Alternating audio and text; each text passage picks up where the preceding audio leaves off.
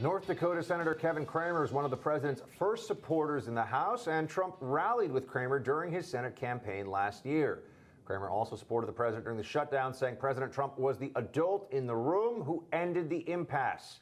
In fact, he's voted with President Trump's position nearly 100% of the time over the course of his congressional career, which I obviously think is fantastic. KB?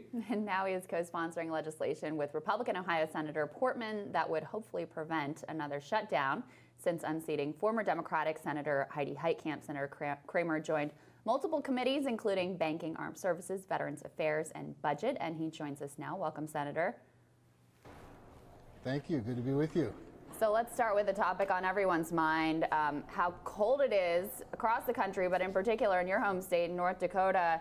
Lisbon, North Dakota, minus 46, real feel temperature of minus 75 in Grand Forks, North Dakota. How are folks your way coping?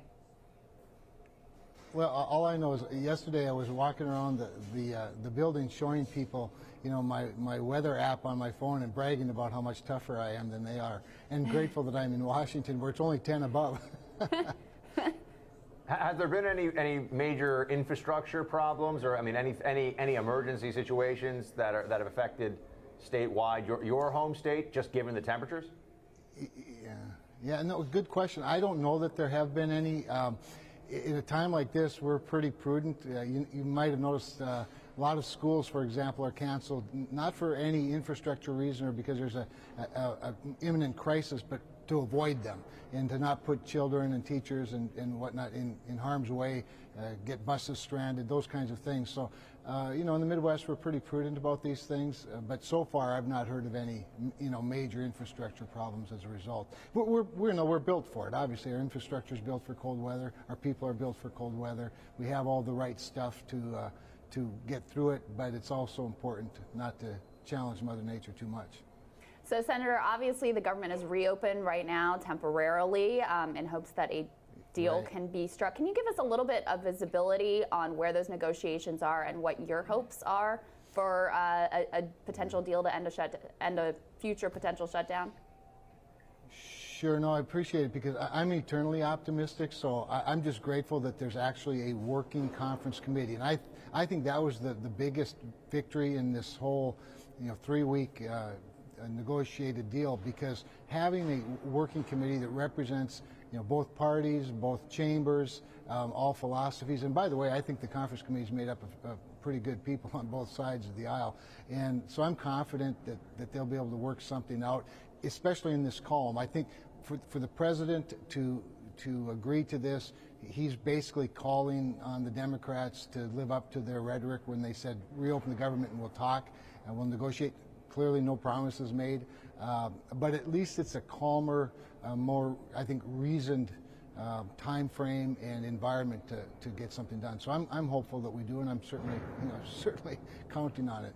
Are you seeing any willingness from Democrats to compromise? Do you see any early signs that they will move from this position of no funding at all for barriers, for fences, even if DACA's on the table, even if these other mechanisms are under discussion? Yeah, no, it's a great point because obviously that's the real sticking point. Rhetoric like that makes it difficult. When you start a negotiation with non-starters, you're not really starting a negotiation.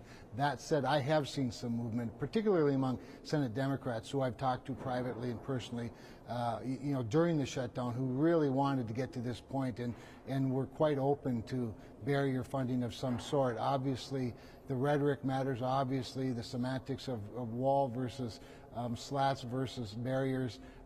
You know, that's part, I think, of what the conference committee is going to be talking about. How do we approach this semantically going forward? Words do matter. But that said, this is an area where the president's been very generous in terms of how he's approached the rhetoric. So again, it gives me cause for some hope. Senator, in an interview yesterday, the president indicated that DACA was off the table in terms of being part of a deal to avert a future shutdown. Does that make it more difficult to come to a compromise? You know, it's a great point because there's a wide range of opinions just among Republicans in the Senate on how much ought to be included in this deal. My sense is, what I would recommend is that give the negotiators, give the conference committee as much room to roam as they can. And if you start limiting them to topics that they can, issues they can put on the table, you start limiting their ability to get a deal done. I do think that a good starting point is to stick with border security as the issue. I mean, after all, it is a Homeland Security funding, appropriations conference committee. That's their job, is appropriating funds for Homeland Security. That said, they've got that narrow starting point, but I do think that we have to be prepared. Now, some people say, well, include Homeland Security, and then maybe some of these smaller immigration issues like DACA, like temporary protected status, which the president offered up, as we know, just a few weeks ago. But then there are other people going to, hey, if it's going well and you've got a good deal in the making, how about busting the spending caps? How about lifting the cap for borrowing? All of those things are somewhat at play, I would say. With regard to the president saying DACA's not on the table, I hope that's just some of his negotiating rhetoric. But I hope that the negotiators themselves aren't closed off too much, because again, if you have non-starters at the beginning, you basically don't start a discussion. You can't have a negotiation without a discussion. Senator, other than this issue of the looming shutdown part 2, what does a successful, from your perspective as a senator on the GOP side of things, what's a successful Senate agenda implemented in 2019? What does it look like? Yeah, great point, because obviously right now it doesn't appear we're getting a lot of work done. I think an infrastructure package is probably the sweet spot. It's also a really big deal. I mean, we do have a highway bill that expires, and we have to get something done. We have the opportunity. I actually think a divided government can be the perfect opportunity, because everybody wants something, and when your negotiating partners want something and you want something, there's oftentimes a way to get there.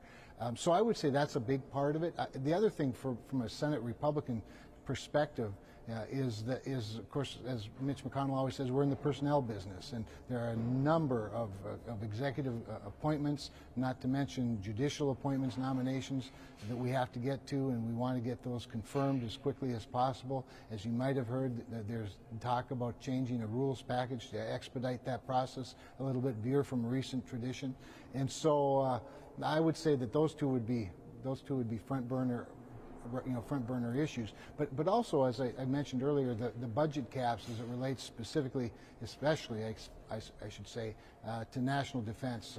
That's going to be a real struggle for us. We need to make sure that the highest priority of the federal government is adequately funded, and we've made some progress in the last couple of budgets, but we've got a long way to go. Senator, as you know, the president is at odds with his intelligence chiefs on a number of issues. He took after them yesterday. Where else? On Twitter, of course, saying they seem to be extremely passive and naive when it comes to the dangers of Iran. He also suggested perhaps they need to go back to school. Do you agree with the president on that? Well, I'm not on the Intelligence Committee. I'm on the Armed Services Committee, and I get a fair number of top secret briefings. And I don't, I wouldn't know enough to be that critical of them. I have a tendency, if anything, to default to their expertise. I do think the president manages in a very different style. He communicates in a very different way. I don't think that's shocking to anybody. But I probably don't have as much intel as he does on the topic to be that critical. All of that said, I think it is important to foster a solid relationship and good working environment, because God knows we need them to be at the top of their game. That's not to say they're perfect as a community, but we do need them at the top of their game. Senator, one last thing I wanted to ask you about is Savanna's Act, which I know that you have gotten involved with here since you've come to the Senate, newly sworn in. Congratulations on that, by the way. Can you tell us a little bit about what that is and why it's important? Sure, it's really important. There's a real disconnect oftentimes between local law enforcement and federal law enforcement in terms of information sharing, and that's even exacerbated more so when you look at victims of crime on particularly our reservations, but especially with Indian women. And we had a terrible tragedy in North Dakota that this is named after, by the way. And so what the act does is it really compels local and state law enforcement agencies to to share information and data, to gather and share data with the Department of Justice, and for the Department of Justice to share information with Congress and others to make sure that we're keeping an adequate database of crimes on reservations, crimes against Indian people, particularly Indian women. You know, make sure we're tracking victims as well as perpetrators. And it sounds sort of like common sense, but it's amazing how little, you know, communication, inadequate communication there is between the various agencies, and oftentimes that's because there might be an understaffed or an underfunded local law enforcement agency. You know, they've got other priorities. So what this bill does is it institutionalizes and compels a greater level of cooperation, and then provides, you know, resources if you're in compliance with the standards set by the Savanna's Act bill. So I'm hopeful. You know, Lisa Murkowski was instrumental in introducing this in the last Congress. It passed the Senate sort of in the waning days of the Senate without adequate time to really get it done in the House. There were some concerns about it by some law enforcement agencies relating to this, what I called compelling them to participate at the local level.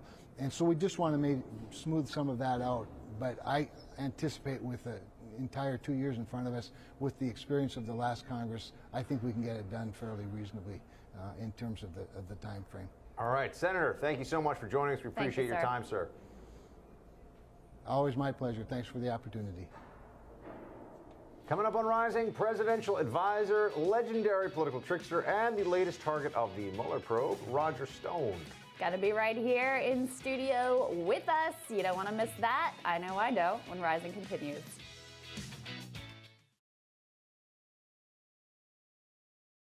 Other than this issue of the looming shutdown part 2, what does a successful, from your perspective as a senator on the GOP side of things, what's a successful Senate agenda implemented in 2019? What does it look like?